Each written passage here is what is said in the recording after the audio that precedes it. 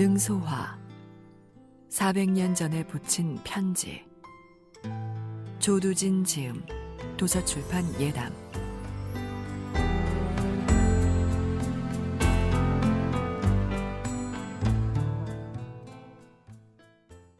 이효신은 조용히 사람을 불렀다. 안이라고 부르는 중매쟁이가 저녁에 이효신의 사랑방으로 스며들었다. 큰아들 몽태의 혼례 때 아내가 불러서 쓴 자였다. 입이 무거운 데다 소리나지 않게 일을 처리한다는 게 이 지방 양반가의 평가였다. 요신은 집 안팎의 일에 직접 몸을 움직이지 않았다. 아내가 할 일은 아내가, 자식들이 할 일은 자식들이, 아랫사람들이 할 일은 아랫사람들이 재량을 갖고 할 수 있도록 배려하는 성품이었다. 그러나 둘째 아들 응태의 혼례는 가족이나 일가 친척 누구와도 상의하지 않았다. 요신은 하온 스님의 말씀을 들었다. 그리고 오래 고민한 끝에 홀로 결정을 내렸다. 초로에 접어든 안은 얼굴살이 이전보다 더 붙어 있었다. 무릎을 조신하게 꿇고 앉은 안 앞에 묵직한 꾸러미가 놓여 있었다. 300냥일세. 시커먼 얼굴에 눈이 작은 안은 희색이 됐다. 아무리 만석군 집안이라지만 이렇게 큰 돈을 선뜻 내놓으리라고는 기대하지 않았다. 게다가 근방 백리 안에서 한다 하는 가문이라면 누구나 이효신과 사돈을 맺으려고 나서는 판국이었다. 대대로 벼슬을 해온 집안이었다. 게다가 근래 몇 대에 걸쳐서 만석군 살림을 잃지 않은 집안이었다. 사방 수십 리에 전답이 깔렸고 이효신의 너그러운 인품은 사방 백리를 품고도 남았다. 손 안 대고 코 풀 수 있는 경우였다. 어느 집 교수든 이야기를 넣기만 하면 쌍수를 들어 환영할 것이다. 상대 쪽 집안에서도 이참봉과 사돈을 맺는다면 적지 않은 수고비를 내놓을 것이 분명했다. 도랑치고 가재 잡는다는 말은 이래서 나온 말이야. 아는 속으로 쾌재를 불렀지만 짐짓 심각한 얼굴로 답했다. 어르신 가문과 자제분의 앞날에 크게 힘을 실어줄 지혜롭고 어진 며느리감을 찾아올리겠습니다. 이효신은 안이란 자를 뚫어지게 쳐다보았다. 소리 없이 일처리하기로 소문난 자였다. 그렇다 하더라도 집안에 닥칠지도 모를 액을 하나하나 이야기해 줄 수는 없었다. 그러나 한 가지만은 분명히 해두어야 했다. 네, 자네에게 긴 설명은 않겠네. 다만 박색이고 복 없는 여인을 찾아주게.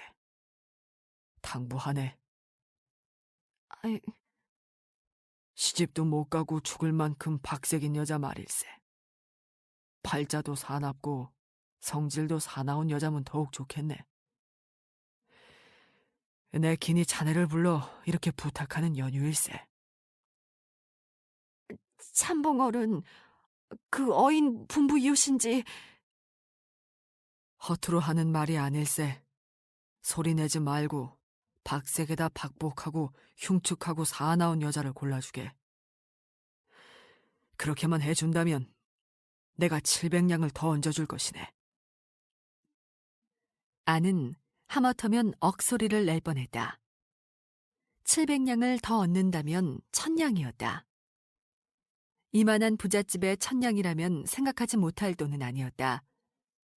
그러나 1000냥은 어마어마한 돈이었다. 아는 천성적으로 의심이 많았지만 이참봉이라면 의심할 것이 없었다. 게다가 한량이 아쉬운 이 흉흉한 시절에 돈 1000냥이 당장 눈앞으로 굴러 들어온 것이나 다름없었다. 며칠 전 박색에다 박복해 시집이라곤 갈 수 없는 여자가 진보 어디에 있다는 말을 들은 터였다. 아는 희색이 되었다. 안동에서 걸어서 꼬박 하루 거리인 진보현 흥구의 천하의 박색에 성질이 승냥이처럼 사나운 여자가 산다는 소문을 진작에 들었다.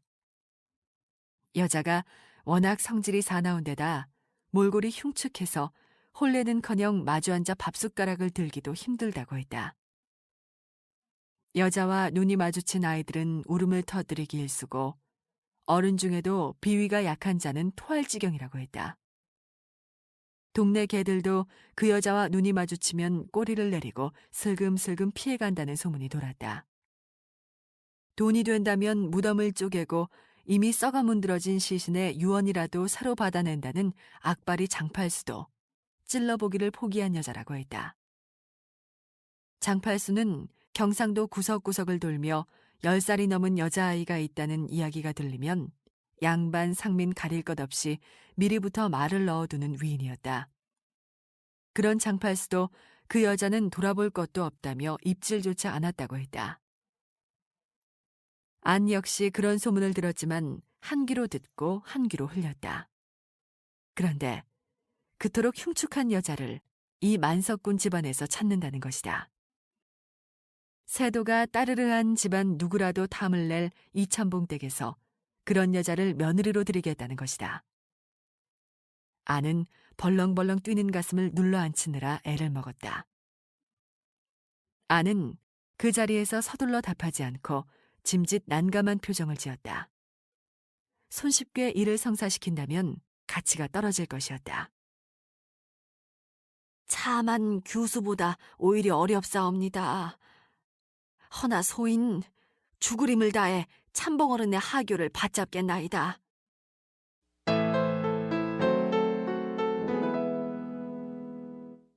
보름쯤 뒤 이효신은 사촌동생 하신을 중매쟁이 안과 함께 진보현 흥구로 보냈다. 흥구는 말을 타고 사냥을 나가는 길에 몇 차례 지난 적이 있는 동네였다.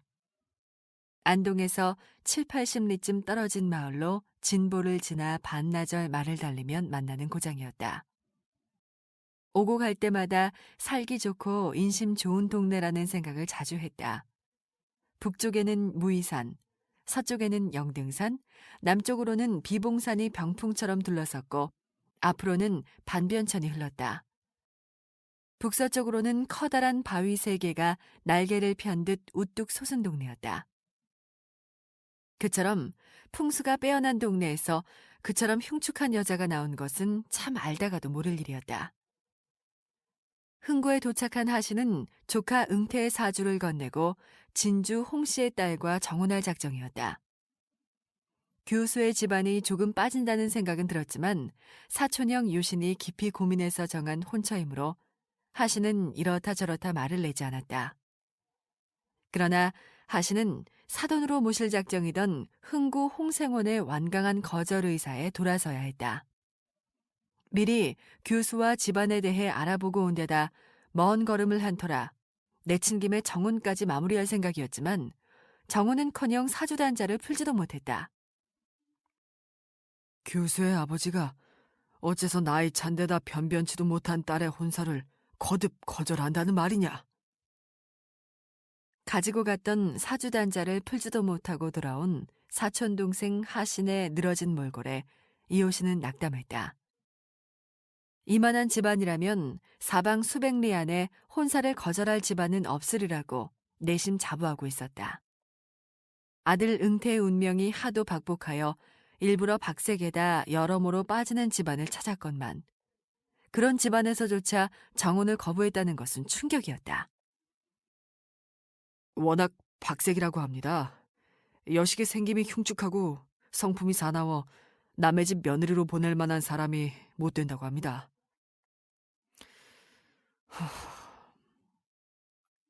동네 사람들 이야기도 그랬습니다. 교수가 워낙 흉측해 집 밖으로 나오는 일이 없다고 하옵니다. 동네 아이들은 그 교수의 얼굴이 하도 흉측할 뿐 아니라 성질이 미친 짐승처럼 사나워 그 집 근처에는 얼씬도 하지 않는다고 합니다. 들리는 말로는 동네의 개들도 이 교수의 사나운 눈과 마주치면 꼬리를 내리고 도망친다고 합니다. 이효신은 얼굴을 찌푸렸다. 그토록 몰골이 흉측한 여자라니. 그토록 흉측한 교수를 눈에 넣어도 아프지 않을 내 자식의 짝으로 삼아야 하다니. 그러나 그럴 수밖에 없음을 알고 있었다. 하온 스님이 예언한 불행을 피하는 유일한 방도는 그 규수를 며느리로 들이는 길밖에 달리 도리가 없었다. 안이란 중매쟁이가 사람을 제대로 찾은 모양이구나. 그 규수를 응태의 아내로 드릴 것이다. 다시 중매쟁이에게 맡길 수밖에 도리가 없구나. 이효씨는 아내를 다시 불러 그간의 노고를 위로하고 약속한 사례를 했다. 그리고 완강히 혼인을 거부하는 흥구의 홍생원을 설득할 수 있는 방도를 찾도록 했다. 무릎을 꿇고 앉은 아는 한마디도 대꾸하지 않고 묵묵히 듣기만 했다. 자리에서 일어나기 전 아는 어떤 일이 있어도 성혼이 되도록 하겠노라고 했다. 요씨는 그렇게만 해준다면 성혼 사례비로 1,000냥을 더 얹어주겠다고 했다. 아는 허리를 깊이 숙여 절하고 요신의 사랑채를 떠났다. 중매쟁이 아는 과연 뛰어난 자였다. 그는 열흘도 지나지 않아 혼사는커녕 흉측한 딸의 얼굴이 알려질까 두려워 집 밖에 출입마저 막던 홍생원의 마음을 움직였다. 아는 홍생원을 찾아가 집요하게 매달렸다. 안동의 고성희 씨가 어디 보통 집안이냐. 대대로 벼슬을 한 데다 만석군 재산을 가진 집안이 아니냐. 권불 10년이요 부자 3대를 못 간다고 했다. 그러나 이 집안은 그런 세상의 이치를 무색하게 하고 있으니 어디 보통 집안이겠는가. 그것뿐이냐 사방 백리 안에 사돈이 될 이효신의 인품을 칭송하지 않는 사람이 없다. 그런 집안과 사돈을 맺는다는 것은 복 중의 복이다. 천복이 따르지 않고서야 어찌 그런 집안의 자식을 사위로 맞을 수 있을까. 홍생원은 윤기가 줄줄 흐르는 아내 집요한 현올림에 미동도 하지 않았다. 홍생원은 그 집안에 자신의 여식을 보낼 수 없다는 결심을 분명하게 전달했다. 그 집안이 어떤 집안인지 들어 알고 있다. 우리에게는 과분한 집안이며 그 배려와 마음씀에 그저 고마울 따름이다. 그러나 우리로서는 따르기 어렵다. 나의 여식은 박색의 성질이 이리처럼 사나워 누구의 배필이 될 만한 아이가 아니다. 우리 딸 연희가 사납고 흉측한 것은 세상이 모두 아는 일. 결국은 남의 집안에 누를 끼치는 짓이다. 세월이 지난 후에 그 후회를 어찌 감당할 수 있겠는가. 난들 어찌 그런 좋은 집안과 사돈을 맺고 싶지 않겠는가. 그러나 어쩔 수 없는 일이다.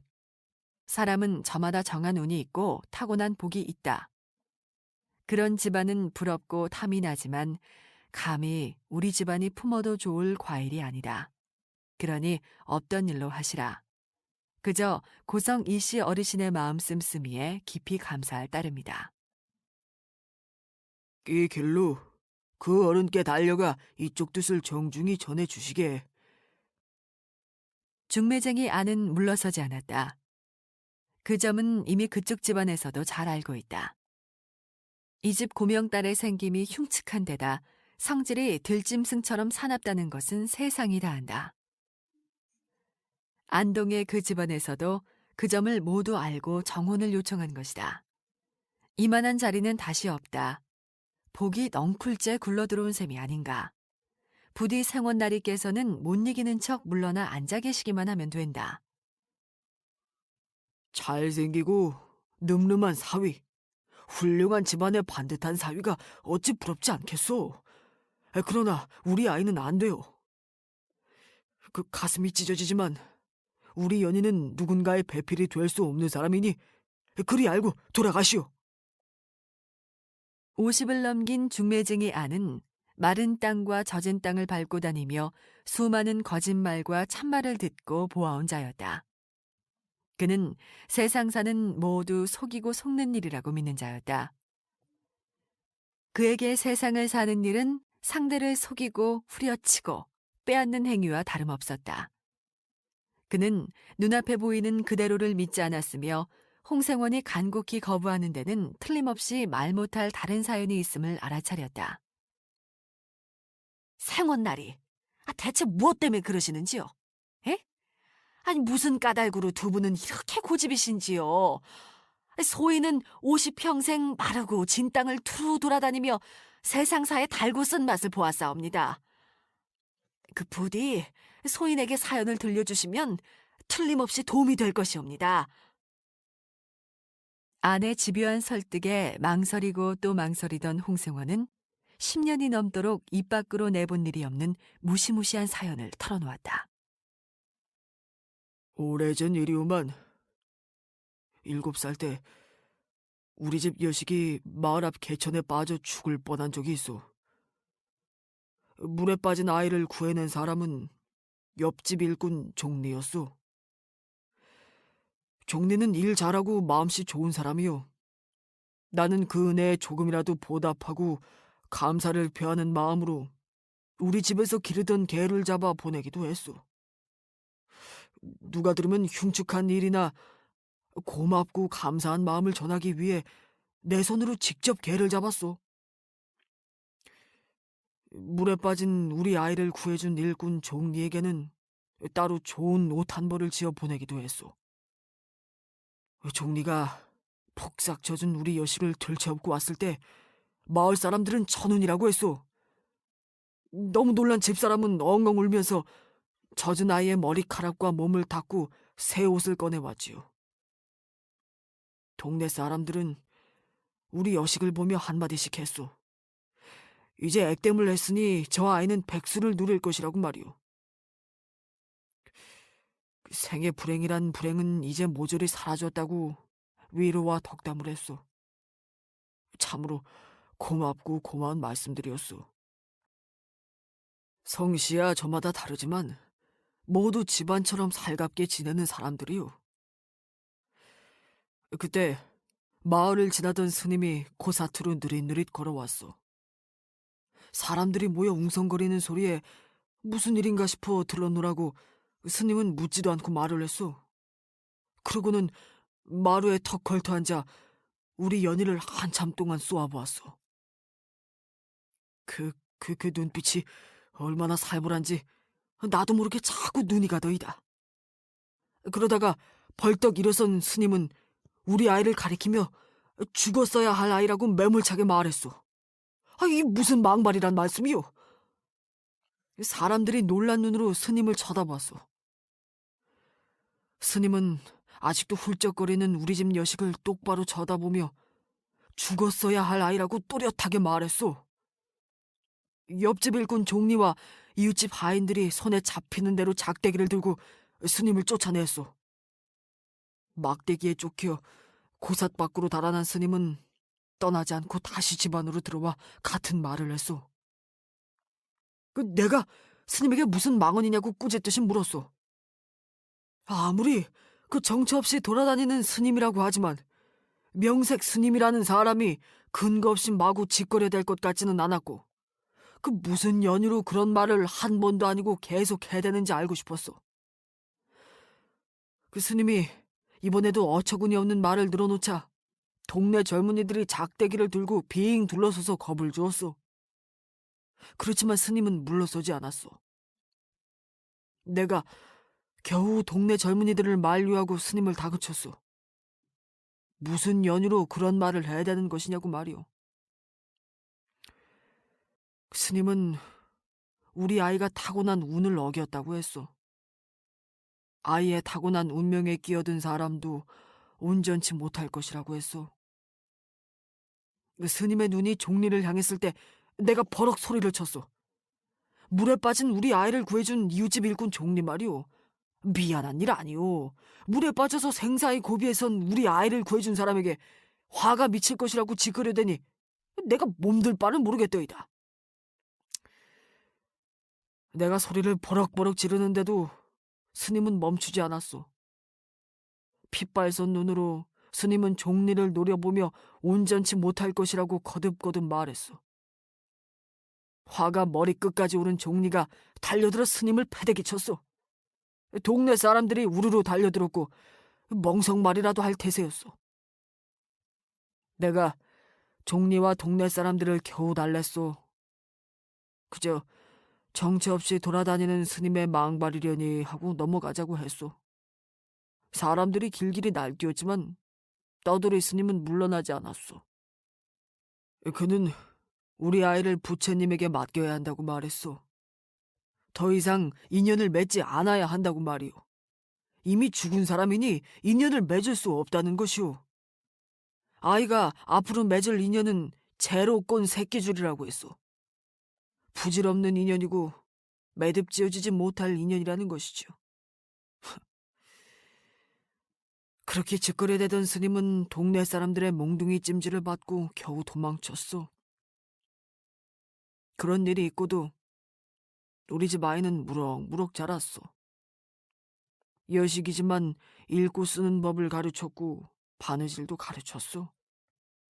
참 영특한 아이요. 그 하나를 가르치면 둘을 깨치고 둘을 가르치면 열을 깨쳤어.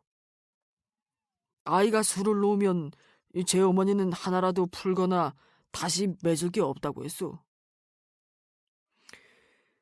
그렇게 세월이 흘렀소이다. 여름이 가고 가을이 갔지만 아무런 일도 벌어지지 않았어. 스님의 말은 조금씩 흩어지고 잊혔어. 그런데 흰눈이 소리 없이 내리던 날밤 옆집 일꾼 종리가 죽었어. 해가 바뀌어 우리 연희가 8살이 되던 때요. 너무 젊어서 죽은 게지요. 종리의 처는 젖먹이를 들쳐업은 채 제 남편의 초상을 치렀어. 그 여자는 초상을 치르는 내내 눈물을 보이지 않았어. 난 염의 한 벌을 보내 그 처를 위로했어. 그래도 마음은 조금도 편해지지 않았어. 종리가 그 추운 겨울날 무슨 연유로 반변천으로 갔겠어. 그 옆집 어른 말씀으로는 일을 시키지도 않았다고 했어. 아무리 일 잘하는 아랫사람이라고 해도 일을 시키기에 그날 저녁은 너무 추웠어. 저녁 먹고 뜨뜻한 구들방에 앉아있던 종리는 온다 간다는 말도 없이 밖으로 나갔다고 했어. 그리고 죽음이 돼 돌아왔소이다. 그 종리의 죽음이 과연 스님의 예언과 아무런 상관이 없었겠소? 그러니까 우리 아이의 운명에 끼어들었기 때문에 생긴 변괴가 아니겠소? 아니면 그저 우연이겠소? 여태 이 고을에서 물에 빠져 죽는 사람이 어디 종리 하나뿐이었겠소? 그러나 아무리 생각해봐도 불안한 마음은 가시지 않았어. 다른 사람도 아닌 종리가, 그것도 여름도 아니고 겨울에 하필 우리 아이가 빠져 죽을 뻔한 그 자리에 빠져 죽었기 때문이요. 그 종리가 죽었다는 소식에 집사람은 흑빛이 됐어. 놀란 가슴을 누르지 못하고 끝내는 소리 내지 않고 눈물을 훔쳤어. 심성 곱고 일 잘하는 옆집 일꾼 종리가 죽었기 때문이 아니요. 잊은 줄 알았던 그 스님의 말이 생각난 거요. 아이의 운명에 끼어든 사람은 온전치 못할 것이라고 짓거려대던 스님의 핏발선 눈빛이 그날 밤 내내 내 머리를 떠나지 않았어. 밤새 멀리서 쩡쩡 얼음 터지는 소리가 끊이지 않았어. 참으로 무섭고 추운 밤이었어. 우리 내외는 그날 밤 연희를 안방으로 불러 함께 잤어. 가운데 누운 아이는 한참 동안 잠들지 못하더군. 그 어린 나이에도 두려웠던 것이오. 다음 날부터 우리 아이는 집 밖으로 나가지 않았어. 내가 바깥 출입을 허락하지 않았고 아이도 잘 따랐어. 동네 다른 아이들과 달리 연희에게는 봄나물 캐는 일도, 단오날 머리 감는 일도, 보름달을 보며 소원을 비는 일도 없었어. 부재깽이도 거들어야 할 만큼 바쁜 가을날에도 연희는 집안에 틀어박혀 지내야 했어. 우리 연희 대신 집 밖으로 나간 것은 소문이었어. 흉측하고 박복한 여자아이가 있다. 워낙 몰골이 사납고 성질이 표독해 시집도 못 갈 여자가 있다. 그 여자의 얼굴이 하도 사나워 어린아이들은 이 여자를 보면 울음을 터뜨리고 사나운 동네 개들도 이 여자를 보면 꼬리를 내리고 슬금슬금 피한다. 그 소문을 퍼뜨린 사람은 우리 부부요. 사연을 아는 동네 사람들도 그런 소문을 퍼뜨려 주었고, 보다시피 몇 호 되지 않는 고을이고 사람들은 모두 식구처럼 집안처럼 지내고 있어. 그랬어. 그렇게 무섭고 차가운 소문이 우리 연희를 대신해 집 밖으로, 동네 밖으로 나가 돌아다녔어. 누구도 우리 연희 곁으로 올 수 없도록 가시덤불을 친 거요. 알다시피 관연한 여식이 있는 집안이라면 어디나 중매쟁이들이 들락거리는 세월이 아니오. 중매쟁이들이 애당초 우리 집에 들어오는 것을 막고 싶었어. 그렇게 해서라도 우리는 연희를 지키고 싶었어. 과연 우리 집 주위에는 누구도 얼씬하지 않았어. 그 덕분에 우리 연희는 지금까지 탈 없이 살아오고 있어. 저 어여쁜 아이가 홀로 나이를 먹어가고 있어. 우리 내외인들, 저 아이가 제 남편과 더불어 자식을 낳고 기르며 오순도순 살았으면 하는 바람이 없겠소. 하지만 누구와도 인연을 맺을 수 없다는 중의 말이 귓전에서 떠나질 않소. 그러니 부디 안대인께서는 이번 혼사가 불가함을 그 집안에 잘 알려주시오. 홍생원의 무시무시한 이야기와 간곡한 부탁이 끝나자 중매쟁이 아는 크게 웃음을 터뜨렸다. 그는 웃어 죽겠다는 듯 방바닥을 치며 웃었다. 대굴대굴 구르지 않은 것이 오히려 다행이었다. 그리고 겨우 웃음을 억누른다는 듯 헛웃음까지 흘리며 홍생원을 바라보았다. 아이고 참, 아이고, 떠돌이 중에 예언이라고시오? 아이고 생원날이, 지금이 어떤 세월인데 그런 생각을 하고 계십니까? 아이고 참네. 아이, 사람이 어떻게 사람의 운명을 알 수 있는지요? 그리고 말씀을 듣고 보니 그 중놈이 누구인지 알만합니다. 그놈이 지금 어디서 뭘 하고 있는지 아시는지요? 제가 그놈 행실을 잘 알고 있습죠. 그 중놈은 지금도 어디서 공가를 치며 제 바랑을 채우고 있을 것이옵니다. 놈은 사방팔방을 돌아다니며 사람들에게 겁을 주고 겁먹은 이가 매달리면 처방이라며 부적이나 찍찍 끓여주고 바랑을 묵직하게 채우는 놈입죠. 어디 그뿐입니까? 그놈의 기름기 줄줄 흐르는 말에 겁을 먹어 곳간 열어 바랑 채워주고 제 속꽃 풀어 욕정 채워준 여인이 어디 한둘이라야 말입죠. 그런 중놈의 말이 두려워 여태 저 생기 넘치는 교수를 집안에 가두어 놓았다는 말씀이신지요? 참, 이렇게 기가 막히는 경우를 여기서 또 봅니다. 그 스님을 아시오? 알다마다요. 그 중놈 공갈에 속아 소 잡고 돼지 잡고 논밭 팔아 바리바리 싸준 사람들이 어디 한둘인 줄 아십니까? 참나, 생원나리처럼 학식 높으신 분들도 그 땡중의 공갈에 속으셨다는 말씀이신지요? 참, 나리, 사람 살이가 다 마음먹기 나름입니다. 그놈은 그런 사람 마음을 교묘하게 이용하는 놈이곱시오. 저는 또 무슨 커다란 비밀이라도 있는 줄 알았습니다. 그런 말도 안 되는 중놈 이야기에 지금까지 마음고생을 하셨다니. 아휴,